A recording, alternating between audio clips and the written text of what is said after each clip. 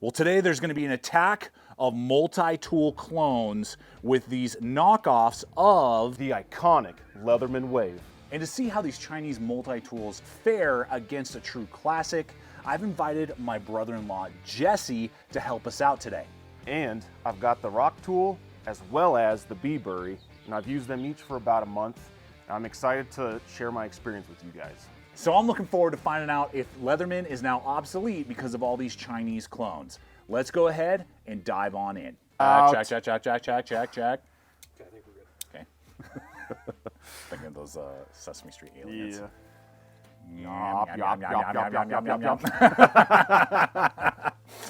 Awesome. Well, Jesse, thanks for hanging with us today, and I'm really excited just to get your kind of take on these tools. Being someone who's never owned a multi-tool from Leatherman or like the other big name companies, like what made you first gravitate and want to try these out and test these out? I was looking at getting a Leatherman for a long time, but I didn't pull the trigger really just because of how expensive it was.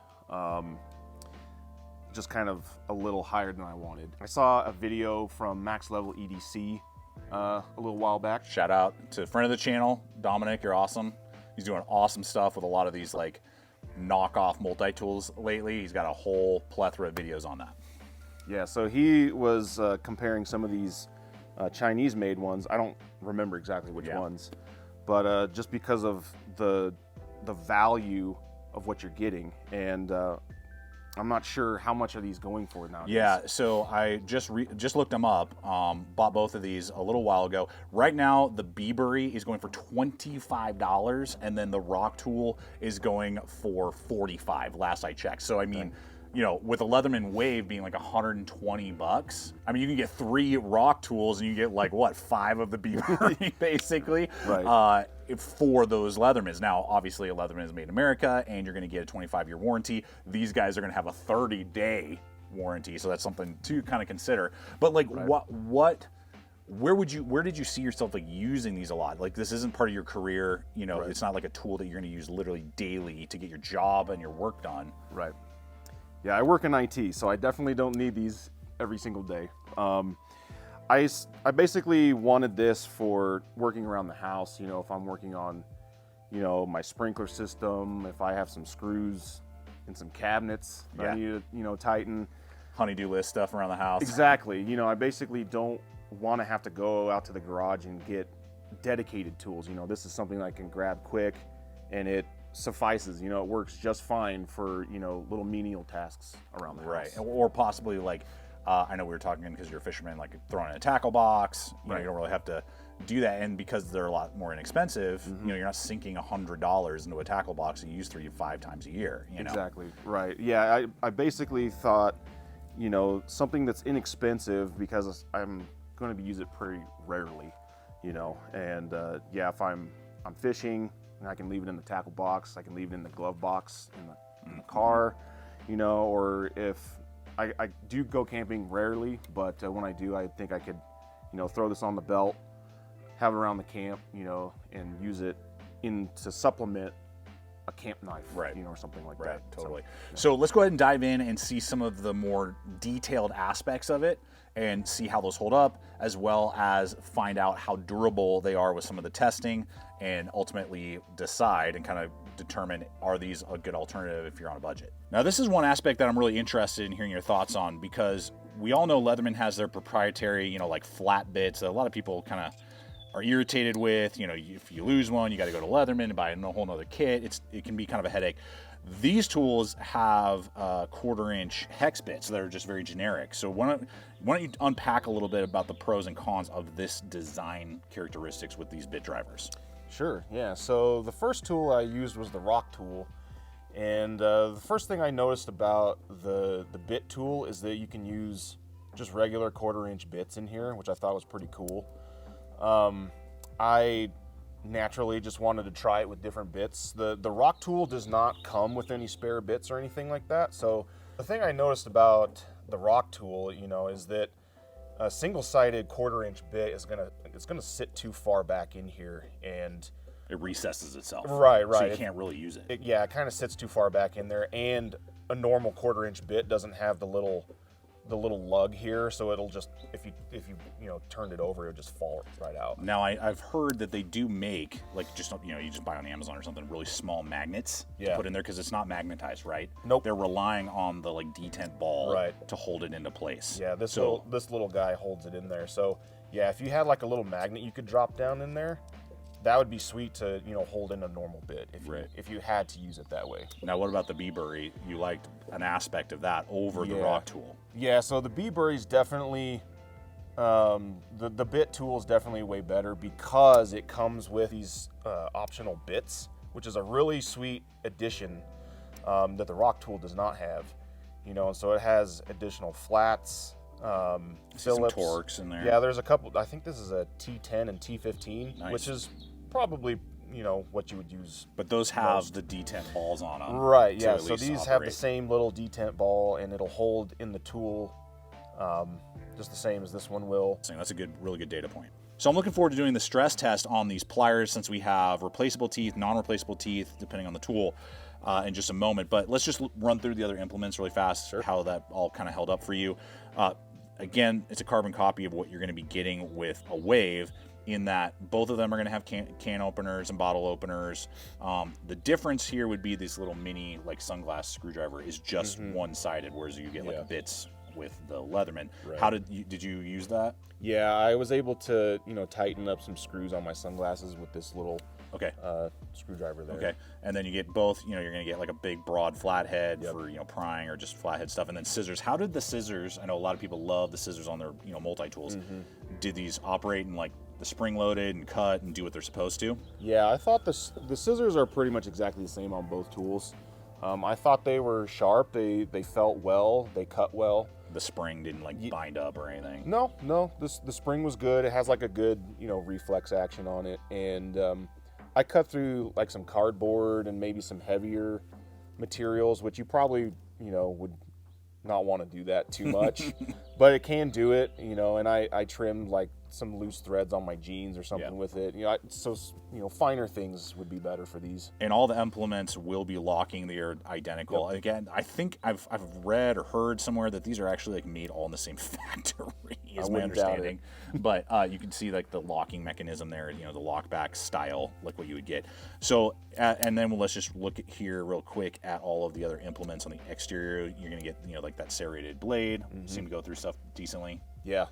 The wood saw, and you're gonna get them on both. Why don't you just talk about these extra implements out here?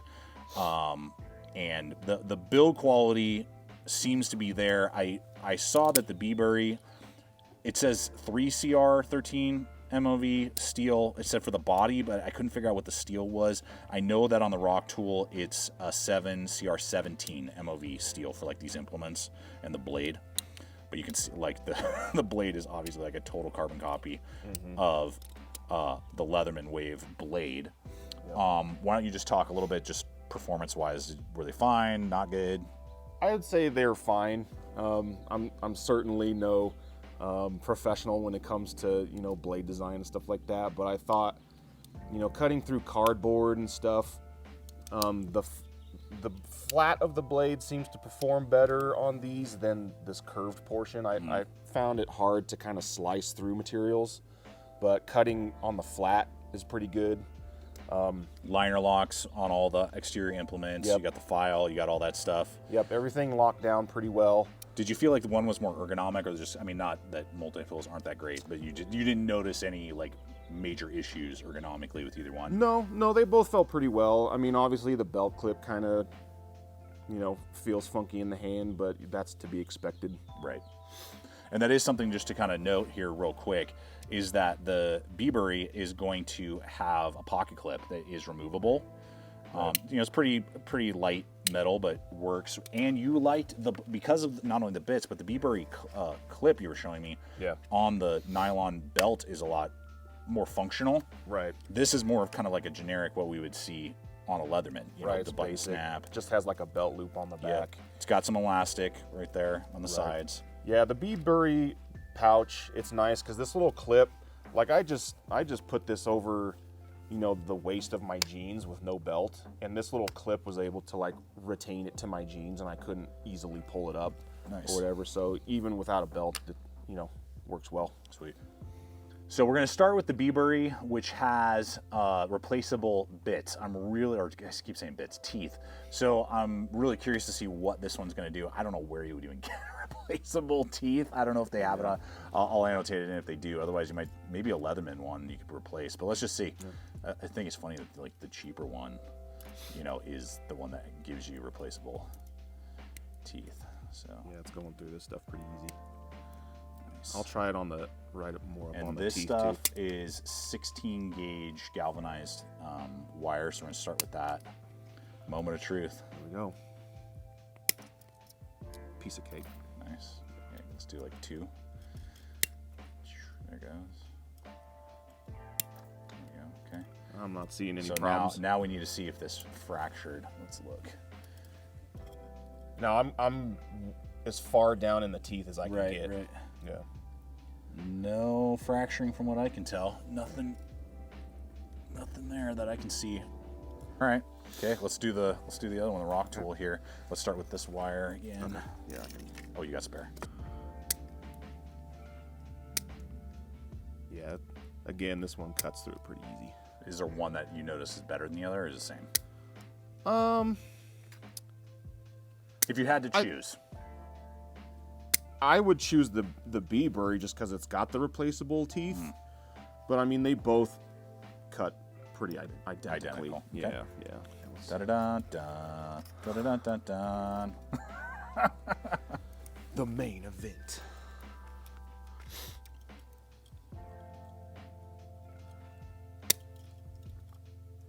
Yeah. Sweet. Pretty easy. Wow. Yeah, it's just eating it up, man. Yeah. Now, is that deforming at all, or is it looking Nope. good? No, it looks just fine. It's, you know, down here in the Yeah, show it to him. down here in the coarse, you know, there's like a little detent for cutting coarse wire and stuff, you know. So piece of cake there. Sweet. Well, Jesse, I have to say personally, I'm really impressed with how these are holding up. And I wanted to ask you, now that we've done all the testing, you've been using them for a month each, you know, which one are you going to take with you? Because that was kind of our deal. I was like, listen, I'll buy them for testing, and then whichever one you love, if it survives and doesn't, you know, damage itself, then you can keep it. So of these two, which is the one that you're going to go with if you had a choice? Definitely, I would go with the Beebury. Just the value is Insane. yeah, $25. You get the, you know, spare bits, alternate bits, the replaceable cutter teeth, you know, and it's basically a carbon copy of the Wave, you know, versus the rock tool that's almost twice as much, you know, Right. with less features, arguably. So Right. yeah. So I'll have to say, for myself personally, like where do I sit with this now? Being like I'm a Leatherman fanboy. I have just about every single Leatherman. You know, does this convince me to be like, yeah, don't buy a Leatherman? This is where I would sit with this. I think that these knockoffs are great either if you're just on a tight budget, or like how Jesse's kind of lifestyle is, where it's just kind of like a backup tool. It's just like, yeah, whatever. I'm not building a survival kit. I'm not putting it in my go bag, you know, to bet my life on, but I just want a backup tool. It's a no-brainer, duh. I mean, yeah, why wouldn't you go with something like that? But for someone who's using a multi-tool in their profession, or for myself, building out like my dedicated survival kits in my go bags, I'm definitely sticking with a Leatherman, just because I've had the years of experience. I know what I'm getting, and I can tell just handling them that the density of metal often that's like part of the Leatherman tool is a slightly higher grade, and you're gonna get a better steel integrated into a Leatherman usually than you will with like the cheaper 3CR or, you know, 7CR that's going to be on these type of tools. But for throwing in fishing kits and all the different things that we talked about, just having it in the junk drawer, right, you know, putting it in an RV, you know, like whatever, totally would make sense to go with one of these knockoffs if, you know, you're looking for that backup multi-tool. Well, Jesse, thank you so much for hanging with us today and testing this out and just giving us kind of a different perspective. It's easy as like a gear reviewer to just kind of get like super focused, premium, or like super high quality, and just kind of have a different perspective really helps out a lot. Leave comments below, guys, if there are questions that I'll do my best to answer in the comment section. I'm sure Jesse will hop on there as well. Again, we'll have links below to these models as well as a couple other copies, clones that are out there. And I look forward to hearing from you guys. What do you think about these, clones versus sticking with the tried and true American-made Leathermans? Appreciate you guys hanging with us today. Check out the other video, and until next time, always remember, stay equipped. Stay prepared. Yeah, and we'll see you out there.